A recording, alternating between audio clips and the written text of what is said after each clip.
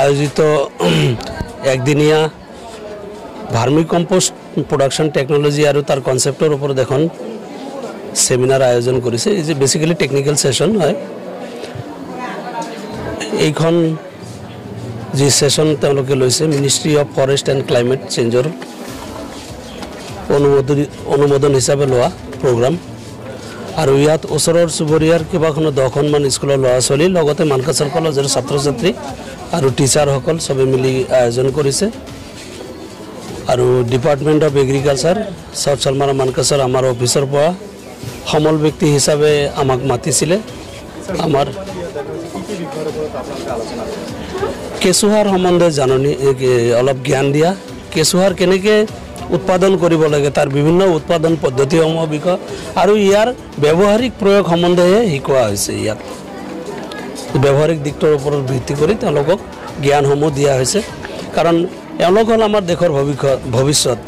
আজি যি শিকিব ভৱিষ্যতে গৈ ইয়াকে নিয়োজিত কৰিব কামত। আৰু সমল ব্যক্তি হিচাপে আমাৰ SDO sir Moinul Haque sir, মই নিজে জ্যেষ্ঠ কৃষি উন্নয়ন বিষয়া অশোক কুমাৰ শীল, মোৰ লগত আছে আমাৰ মিডিয়া এক্সপাৰ্ট হীৰকজ্যোতি শৰ্মা আৰু আমাৰ দুজনকৈ ফিল্ড ষ্টাফ, এজন ফৰাদুল আৰু ৰেজাউল বুলি এওঁলোক মানকাছাৰৰে ষ্টাফ আমাৰ। তেওঁলোকে এদিনীয়া কাৰ্যসূচী, আজি দিনজোৰা কাৰ্যসূচী। এটা আছে থিয়ৰিটিকেল পাৰ্ট য'ত আমি তেওঁলোকক ই জ্ঞানখিনি দিম, আৰু এটা আছে হেণ্ডছ অন ইউজ, মানে কেনেকৈ বনাব লাগে তাৰ ডেমনষ্ট্ৰেশ্যনটো দেখুৱাই দিম। আজি মানকাছাৰ কলেজৰ তৰফৰ পৰা মানকাছাৰ কলেজৰ উদ্যোগত সায়েন্স অফ ভাৰ্মি কম্পোষ্টিং ওপৰত এটা ৱৰ্কশ্বপ কৰা হৈছিলে। দিনজোৰা প্ৰগ্ৰাম লৈ এটা ৱৰ্কশ্বপ কৰ্মশালাৰ আয়োজন কৰা হৈছে। আৰু এই কৰ্মশালাত আমাৰ সমল ব্যক্তি হিচাপে আমাৰ ডিপাৰ্টমেণ্ট অফ এগ্ৰিকালচাৰৰ পৰা মাতা হৈছিলে।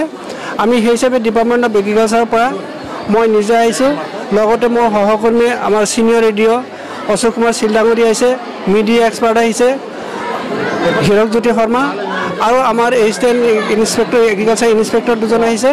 আহি আমাৰ ইয়াতে কলেজত আমাৰ মানকাছাৰ কলেজৰ ছাত্ৰীসকল তথা আমাৰ এই অঞ্চলৰ অন্যান্য 10খন স্কুলৰ পৰা ছাত্ৰ ছাত্ৰীসকল আহিছে, লগতে তেওঁলোকৰ নোডেল টিচাৰসকল আহিছে।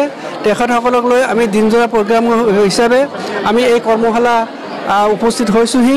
আৰু এই কৰ্মশালাৰ মেইন উদ্দেশ্যটো হৈছে যে আমাৰ পৰম্পৰাগত যিখিনি আমাৰ এই জিলাখনত যেনেকুৱা কৃষি পদ্ধতি হৈ আছে, সেই কৃষি পদ্ধতি অলপ চেঞ্জ কৰি আমি অৰ্গেনিক কৃষি পদ্ধতিলৈ কেনেকৈ যাব পাৰি, আমি নেচাৰেল কৃষি পদ্ধতিলৈ কেনেকৈ যাব পাৰি, আমি জৈৱিক কৃষি পদ্ধতিৰ কাৰণে কেনেকুৱা সুবিধা হয়, আৰু এই জৈৱিক কৃষি পদ্ধতিক আমি ভাৰ্মি কম্পোষ্টৰ ওপৰত ভাৰ্মি কম্পোষ্টৰ কিমান দায়িত্ব আৰু গুৰুত্ব আছে, এই গোটেইখিনি বস্তু আমি আলোচনা কৰাৰ কাৰণে আৰু সায়েন্স অফ ভাৰ্মি কম্পোষ্টটো এই বস্তুটো আমি ডেচিফাই কৰাৰ কাৰণে এই নলেজখিনি আমি ছাত্ৰ ছাত্ৰীসকলৰ মাজত তথা আমাৰ অন্যান্য ছাত্ৰ ছাত্ৰীসকলৰ অভিভাৱকৰ মাজত কেনেকৈ সম্প্ৰসাৰণ কৰা যায়, সেই উদ্দেশ্যটো লৈ আমি ইয়াত আহিছোঁ।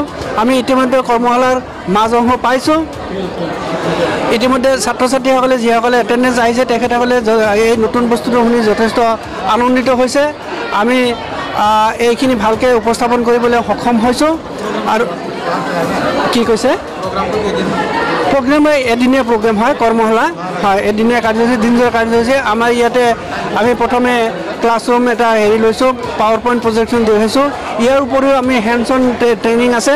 আমি ইতিমধ্যে ভাৰ্মি কম্পোষ্টৰ বেড কেনেকৈ থাকিব লাগে, ভাৰ্মি কম্পোষ্টিং কেনেকৈ প্ৰস্তুত কৰিব লাগে, কি মেটেৰিয়েলছ লাগে, আৰু সেই বস্তু গোটেইখিনি বস্তু আমি যোগাৰ কৰিছোঁ। অলপ পিছতে আমাৰ বাহিৰত এটা কৰ্মশালা আছে, আমাৰ হেণ্ডছ অন ট্ৰেইনিং আছে, তাতে আমাৰ পাৰ্টিচিপেণ্টসকল যাব। তাতে আমি ভাৰ্মি বেড আমি প্ৰস্তুত কৰিছোঁ। আৰু ভাৰ্মি বেডত কি তৰপত কোনটো তৰপত কি মেটেৰিয়েল দিব লাগে, তাৰপিছত কেনেকৈ আমি কেঁচুটো প্ৰস্তুত কৰিব লাগে আৰু কেঁচুটো ক্ৰয় কৰিব লাগে, কেঁচুটো কেনেকৈ দিব লাগে, আৰু তাৰ পৰা আমি ভাৰ্মি কম্পোষ্ট কৰি কেনেকৈ হাৰ্ভেষ্ট কৰিব লাগে আৰু খেতি পথাৰত দিব লাগে, খেতি পথাৰত কোনটো খেতি পথাৰত কিমান পৰিমাণ দিব লাগে, গোটেইখিনি বস্তু আমি দিনজোৰা কাৰ্যসূচী লৈ এইখিনি বস্তু সামৰি ল'ম।